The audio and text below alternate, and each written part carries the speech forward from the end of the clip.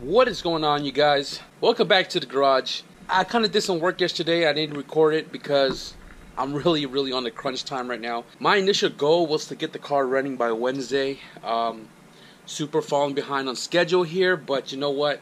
I have to kind of put the camera down to really put in some mad work to the car because it is Monday and I don't think what I am trying to accomplish is going to happen. I didn't want to disturb my cat's sleeping spot, so I propped my hood up higher with a brick of wood, and I am going to going in the engine bay to flare my line. Here's the engine bay, still not completely stripped. Brake booster still not completely removed, as well as the upper control arm bolts. Anything that's not pertaining to the engine bay repaint has to come out. I did do my fuel line right there. I don't know if you can see it, but before it used to come out of here. Obviously, we can't be running it through there anymore because we were running the heater core, and I had to reroute it underneath the firewall so we could have an entrance for the feed line. Haven't really done much inside of the car besides trying to figure out how to make these AC delete duct. And what I did was I took my USDM1, the tab that actually meets the boxes. I cut those suckers off, so this one is for this side, and then that broken one right here is for this one. I don't think I'm going to be using that. I'm going to build something myself. I'm not going to be the prettiest, but as long as it's directing the airflow to the box and distribute from the box everywhere else, we're golden. But we'll get more into that when we get to that. And the driver's side, what I did was, you can see that vent that's in there right now, and then this one right here. That two-piece right there was cut off a USDM vent, and my original right-hand drive vent is right here. RH. So what I did was I pretty much took a left-hand drive, since the shape right here is pretty much identical. I cut it right there, and then I took this end and I slid it into the driver's side, and then I cut pretty much this end off right here, which is also identical, and slid this one into the heater box or the heater core. So what I got to do as far as that, which I'll explain more when I get to it, I have to pretty much bridge these two together inside the car to clear the clutch master cylinder. Right now what I'm about to do is bring out the heater box and pretty much clean the crap out of it because it's really dirty, and reinstall it completely. So that means the heater box will go in once more permanently, and then I'm going to try to route all of my brake lines. I'm going to cut my old lines and use all the fittings and stuff that are on it, which is a Downstar kit I bought a long time ago, and I'm going to reuse that on brand new 3/16 line. I just bought a double flaring kit, although I already have a flaring kit. I just needed those fittings for a double flare. So what I did was I took a left-hand driver side vent. So the one on here right now is the left-hand drive. You can't really see it. So I didn't have to cut that one up. So what I did was I cut this one up, and you can see this is the center section where it curves from left to right, and all I did was cut the end that goes into here, put that right there, and then I cut the other end that goes into this driver's side vent, and it ends right there. And obviously you can see where it would have interfered with the custom hydro conversion. And what I'm going to do is go get a heater vent, bend it in the shape and form of this diamond, as well as this side right here, and then I'm going to use aluminum tape and just tape the living butt crack out of it, so that way it makes a nice seal, even though I'm not looking for 100%, but it should do the job, and I'll still have that motor sucker. Got the blower motor all cleaned up. Open it up, clean all these fins right here, the inside there. I saw one of the coil for this resistor. It's messed up, so I need to get a new one later. Easy accessible from the glove box, so not worried about it. Got this all cleaned up on the inside, all of the vents and entrance and exits wiped down. And what I just did right now was I stuck a socket in here and pretty much shaped this brass tubing back to form, so that way the heater hose can go on, clamp, and not leak. Earlier it was all ovaled out. What I also did was, I didn't realize it until I pulled it back out, all of this was broken for some reason. So I epoxied all of the broken areas back on. It didn't separate, it was just cracked where it was almost falling apart. So I epoxied it all back, and I'm gonna let this dry before I put it back into the car. Bought a coil of 3/16 brake line, and also bought the OEM flaring tool, double flaring tool. And I already have a flaring tool, but I didn't have this guy, so I pretty much paid 20 something bucks for this, just for this piece right here, which allows me to do a double flare, which is like the OEM one. How I had flared mine before was just a single flare, and I had issues with it leaking. That's no bueno. So now I am able to do double flare. What I'm going to do right now is pretty much put that back in, because I noticed that I have room behind the heater box from here to here. I may be able to place my prop valve in the same spot, maybe not, who knows, but I got to get that guy back in so I can get this in place and then start routing my new lines so we can really make progress. Just got this finished, welded up for today. So here was the hanger that kind of mocked up the direction that we needed this charge pipe to be, and here is a replica of that hanger. Pie cut it, got that SPA top mount weird S shape, the same one I made for Zosh. So he's gonna pick that up a little bit later, but we just got a package from JBTUNED. Let's open this up. So my buddy just went home. He slid through real quick to grab some Allen keys for his bolts to his turbo manifold, because he just got it back today. He's trying to hustle up and get his car ready for track as well, and I'm going to be driving it on Wednesday to the dyno to get a touch-up tune to make sure everything's cherry before we drive it 2 hours to the track. In our package from JBTUNED, first and foremost, he sent me a t-shirt in big boy size, 3XL. So now I can rock the people who are behind my build, as well as 2 stickers for the cars. I found the third one, the first one he sent me, which was wedged between my toolbox, and 1 goes on the wagon, 2 for the CRX on the Lexinglass, and the main course, a brand new clutch line. So the reason why I have a brand new clutch line is because the current clutch line that was on the car is being used in place of my broken feed line to the turbo, and it was just a perfect length. So I needed a new one for the master cylinder to the slave on the transmission. But this time around, I'm going to be routing this through the firewall underneath where the original RT 4-wheel drive transmission cables went through, which is near the bottom motor mount, instead of through the firewall like I had previously.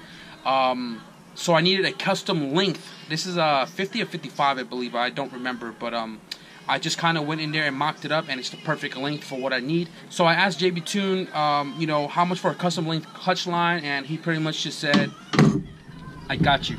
So big shout out to JBTUNED for sending me another clutch line on his behalf, and definitely helping me get my projects up and going once again. If you guys are looking for any like brake lines, fuel lines, or full E85 conversions front to rear, JBTUNED's website will be listed in the description below, as well as his social media, so be sure to give him a follow. Check out his website, pick yourself up a few things, and let him know I sent you. JBTUNED, thank you once again, man. I truly appreciate it. But now let's get this sucker installed so we can further get our interior more complete. So it's been like a good hour and a half or so now, and haven't got far at all. So Team Last Stand was here at my house just a minute ago. They just left. We were hanging out a little bit, bullshitting, and kind of talking about track preparation as far as the 3 days we're going to be out there for. Let me show you guys what I am doing right now. So before I had 2 fittings right here, and This was teed off from the master, and it looked hideous because there was 2 hard lines coming in where there should have just been one and then teed off on the inside. So this tee right here was originally in this master like that, right? So I had 1 line come from the top, 1 from the bottom, and then to this guy right here. What I did was I used this fitting right here, this Banjo -3 fitting from JBTUNED, because I didn't use it on the H series, so I had that line around. And what I did was I removed this tee, remove one of the -6 right here into the firewall, the bulkhead, and pretty much what I'm gonna do is I'm gonna run 1, bend a new line to this guy, and then on the inside I'm gonna tee it off so that way it doesn't look hideous right here in the engine bay. And the original fitting was, I believe, like a flat end. I don't know what the terminology for it, but it's 2 flares and then it was a flat end. So the bulkhead that I cut off right here, I pretty much trimmed it down and welded it to this end that was not flared. So now we have 3 flares, and we can run the single going in onto here, and then we can run these 2 to the prop valve.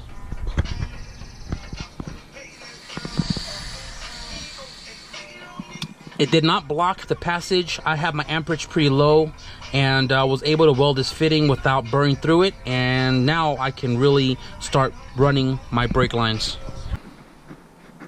Got my book out, and just to ensure that all my brake lines are going in you know, their home locations, the correct side.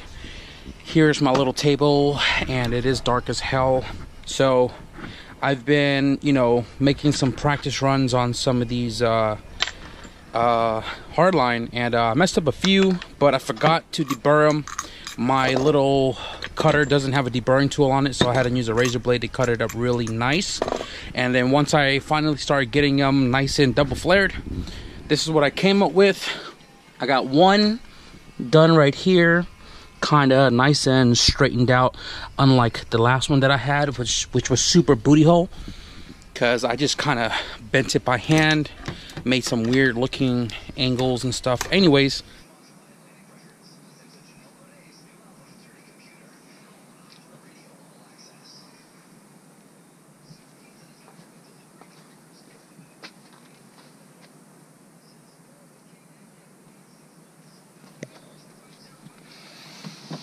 alright, so got my brake lines all done except the rear ones right there, and I'm about to do that in just a minute, but I want to show you guys what I did. So in the engine bay, I had the T coming off the brake master, and it looked hideous.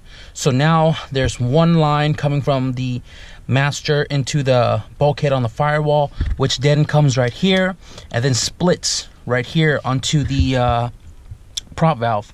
This one right here goes to the left side. So the other one on the top right here goes around behind the steering column, goes out the driver's side or the right side, and then you can see the single one that's coming from the firewall bulkhead right here. And all I gotta do is route these 2 right here, shorten them down obviously because of it being hella long, and it's gonna like push the carpet up, and I don't want my heels to be hitting this when I'm hitting my brakes and all of that. So I'm gonna button up these 2. I'm gonna call it a night. Oh damn, look at that.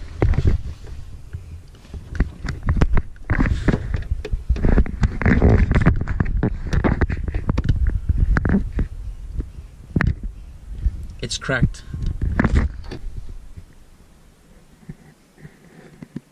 Rear brake lines are trimmed and fitted. They are all tightened down.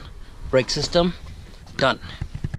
So I didn't get to complete the interior, but progress is definitely better than no progress. The brake lines took a tad bit longer, but I kind of like took my time on it to really route it in the you know, direction that I wanted to. So that's all said and done. It's about to be 1 o'clock right now, so that means I gotta wrap it up. JBTUNED came in clutch with another clutch line, so 1 more thing knocked off the list before we can get the dash put back into the car. All that's really left under there now is installing the blower, and then making the AC delete duct for the left and the right side. And then I'm gonna block off the driver's side defrost because there's no room to put another tube in there. So once we square it up with that, the dash can go back on. So as I mentioned earlier, I'm probably going to go in depth in another video with free time after all my cars are all said and done. Kind of show you guys how I do the double flare, and this is the first time that I'm doing it, and the results are pretty, you know, exact on how it's supposed to come out. And obviously a double flare is what the cars came originally from the factory, and it's a better peace of mind to have a double flare than a single flare. When I first did this in 2013, I did a single flare because I didn't even know about double flare, and a lot of these have like cracks on the lip, and I had a lot of leaking issues over time, and I just kept tightening it. I kept putting like seal all or something to kind of stop the leak, and it did, but it wasn't efficient. And now, second time around, I feel a ton better and more safer that these are all now double flared. The kit you can buy from AutoZone, which is where I got this from, and also they have these at Harbor Freight. I'm not sure of their quality, but they are also $21.99. And I already had this kit right here. You can buy these 3 units from Home Depot, but Home Depot doesn't have the double flaring kit, so I had to buy another kit to utilize that first flaring tool before I did the second flare.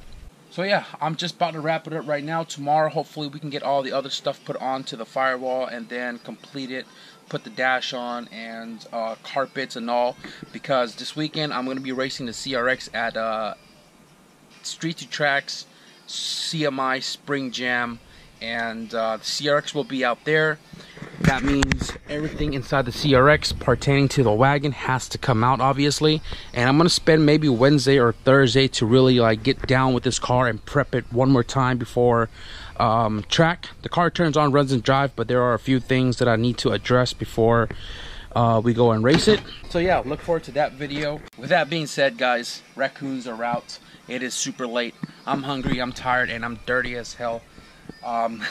If you guys like this video and you guys want to see future detailed videos of the brake line and double flaring, you know, segments of this video, be sure to like and subscribe. For those that were commenting about my friend wrenching on the intercooler, she is taken. She has a girlfriend, so back off, buddy. But be sure to subscribe to her and her brother's channel, Team Last Stand. Link will be in the description and also on the top right here. So you know, give them a follow. I'm gonna close out this one right here, right now, and I'll see you guys in the next video. Peace out.